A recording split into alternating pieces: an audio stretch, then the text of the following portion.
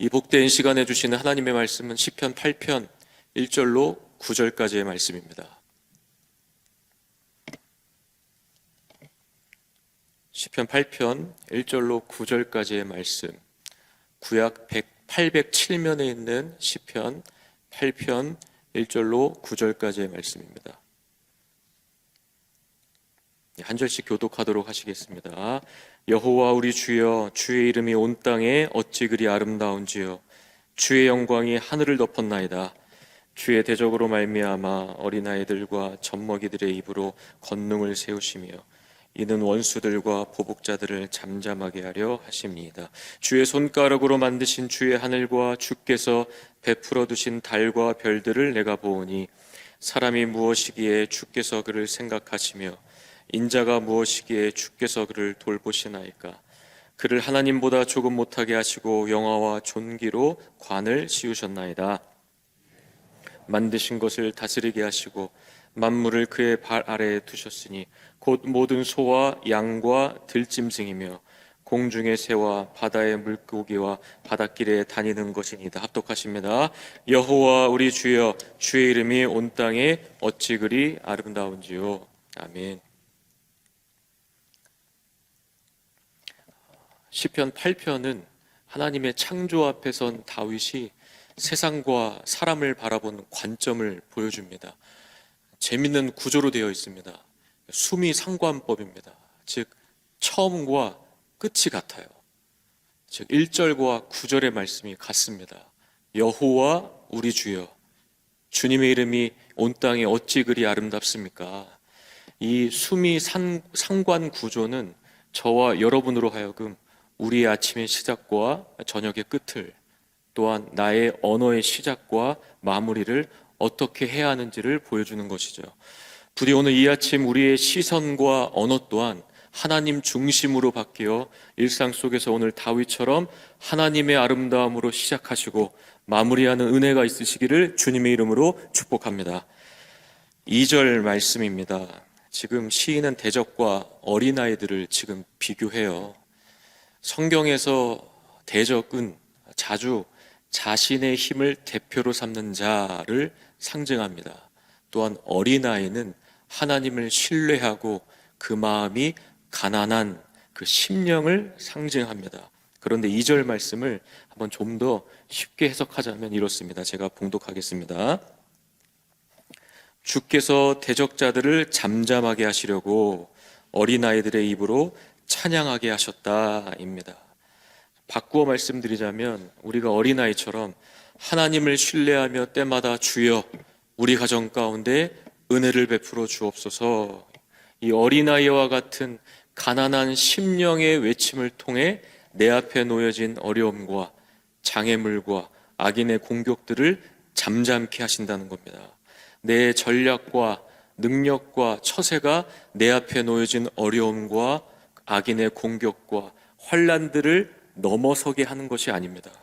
오직 어린아이와 같이 하나님 우리 가정 가운데 내 자녀 가운데 은혜를 베풀어 주옵소서의 그 가난한 심령의 외침을 통해 내 앞에 놓여진 어려움들을 뛰어넘게 하신다는 거예요. 그래서 저와 여러분의 능력은 고린도 후서 12장의 말씀처럼 약한 데서 온전하여짐을 믿으시길 바랍니다. 4절 말씀입니다. 저는 오늘 이 말씀에 집중하고 싶어요. 어린아이와 같은 자들에게 어떠한 복이 임합니까? 여호와께서 돌보시는 은혜가 있다고 합니다. 여기서 주님께서 돌보신다는 것이 원문상 파카드예요.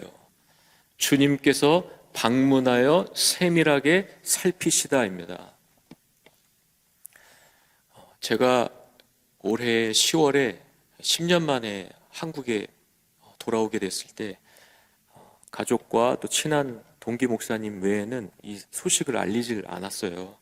아직 차도 없었고 큰 마트가 어디 있었는지도 몰랐고 또 어플에 여러 가지 음식 어플을 깔지 않았던 그 시기, 모든 생활면에서 어리버리했을 그 시기 때 제 신학교 동기 형님이요, 제가 아무 연고 없는 대전으로 이사를 왔다고 전주에서 담임 목회를 하는 형님인데 걱정이 되었는지 이 새벽기도 인도를 마치고 한달음에 달려와서 여러 가지 생필품을 놓고 제 아이와 한참을 놀아주고 가더라고요.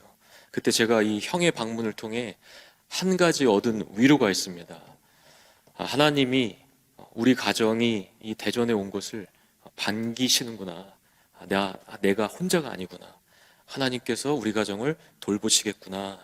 이런 마음을 주셨습니다. 이처럼 주 안에 믿음의 가족 여러분, 누군가의 돌봄은 때론 나의 불안하고 지쳤던 영혼을 다시 일으키는 힘이 됩니다. 이 돌보신다라는 이 단어가 살펴보니 구약에만 300번 이상이 사용되었어요. 이것은 하나님의 성품과도 같은 거예요. 즉 저와 여러분을 하나님께서 때마다 방문하십니다. 방문하심에 그치지 않으세요. 방문하여 세밀하게 보살펴 주십니다. 마치 부모님이 자녀의 필요를 때에 따라 알고 때에 맞춰 공급하여 날마다 보살피듯이 우리 하나님께서 저와 여러분을 날마다 때마다 방문하여 보살피심을 믿으시길 바랍니다. 오늘 만약 우리가 이 파카드의 약속을 붙잡는다면 때론 우리가 혹 어려움을 만날지라도 반드시 하나님의 돌보심으로 일어설 수가 있는 것이죠. 아시다시피 룻기서의 나오미의 시작이 이러했어요. 이방 땅 모압에서 10여 년을 지냈던 나오미의 삶은 절망 그 자체였습니다. 풍요를 찾아 떠났으나 사랑하는 남편과 두 아들을 모두 잃어버린 빈곤 그 자체였습니다. 재산은 물론 그 어떠한 소망과 미래가 보이지 않는 어둠 그 자체였어요. 또 하나님의 돌보심이 끊어진 듯한 고립의 상태였습니다. 그런데 바로 그때 이 나오미의 영혼을 다시 일으켜 세워주는 어떤 결정적인 소식 하나가 들려옵니다. 룻기서 1장 6절의 말씀 제가 봉독해 올리겠습니다. 그 여인이 모압 지방에서 여호와께서 자기 백성을 돌보시사 그들에게 양식을 주셨다 함을 듣고, 그 여인이 모압 지방에서 여호와께서 자기 백성을 돌보시사 그들에게 양식을 주셨다 함을 듣고, 여기서의 돌보시사가 오늘 저와 성도님께서 함께 살펴보고 있는 시편 8편 4절의 돌보시사와 원문상 같습니다. 지금 나오미가 일어선 이유는 다른 것이 아니에요. 주님께서 이스라엘 백성을 돌보신다는 그 소식 하나만을 듣고 절망 중에 일어섭니다. 소식 하나에 일어서는 거예요.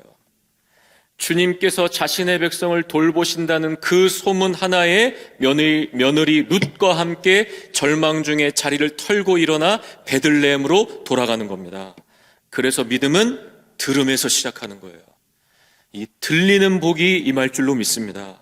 그래서 오늘 이 새벽 저와 여러분 가운데 작은 신음에도 귀 기울이시는 그 하나님의 세밀한 음성을 듣고 돌아가시는 복이 있기를 주님의 이름으로 축복합니다. 나아가 부디 한 주간 내 주변 가운데, 특별히 내 자녀와 우리의 부모님 가운데 적어도 3번 이상 이렇게 선포하셔야 돼요. 하나님이 너를 지키신다. 하나님이 너를 돌보신다. 그러니 걱정하지 말아라. 선포하는 오늘 하루 될 줄 믿습니다. 마지막으로 우리 8절 말씀입니다. 우리 한마음 한입술로 합독하시겠습니다. 시작. 공중의 새와 바다의 물고기와 바닷길에 다니는 것이니이다. 제가 다시 한번 봉독합니다. 공중의 새와 바다의 물고기와 바닷길에 다니는 것이니이다. 이 바닷길에 대해 한번 찾아보니 자주 인용되는 일화가 있더라고요.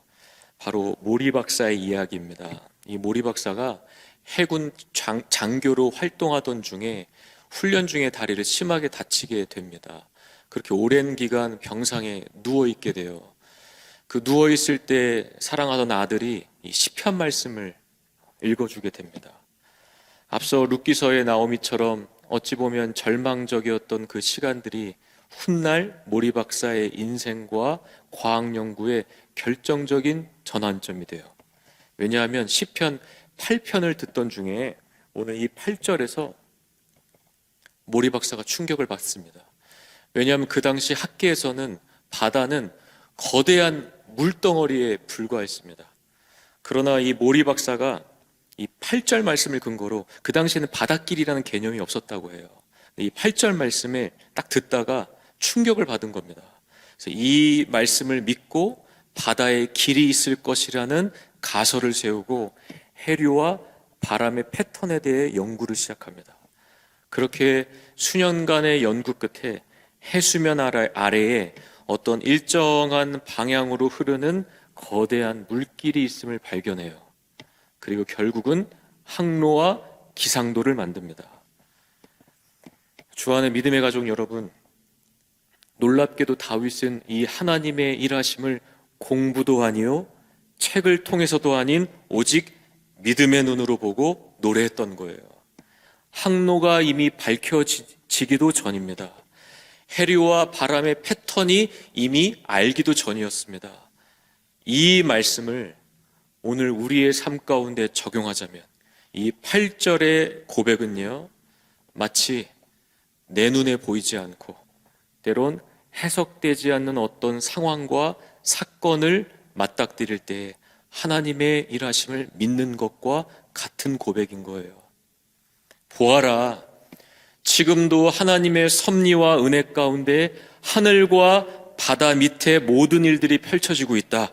오직 그 하나님의 돌보심으로만 이 세상의 모든 만물들이 펼쳐지고 있고 흘러가고 있다. 그 하나님이 내 가정과 나의 삶의 하나님이시니 9절 말씀, 여호와 우리 주여 주님의 이름이 온 땅에 어찌 그리 아름답습니까? 이 다윗의 수미상관의 고백이, 이 은혜와 믿음의 고백이 저와 여러분의 하루의 시작이요 마무리가 되시기를 주님의 이름으로 축복합니다. 우리 기도하시겠습니다. 하나님, 오늘 이 새벽 시편 8편의 말씀을 통해 우리의 시선과 언어를 주님께 다시 고정하게 하시니 감사와 찬양을 드립니다. 우리에게 부디 어린아이와 같은 심령을 부어주셔서 때마다 주님의 이름을 크게 부를 때에 모든 시험과 장애물들을 거뜬히 넘어서는 하루 되게 하여 주옵소서. 그렇게 나오미가 주께서 자기 백성을 돌보셨다는 그 소식 하나에 절망의 자리에서 다시 일어섰듯이 오늘 이 아침 각자에게 말씀하시는 우리 주님의 음성을 듣길 원합니다.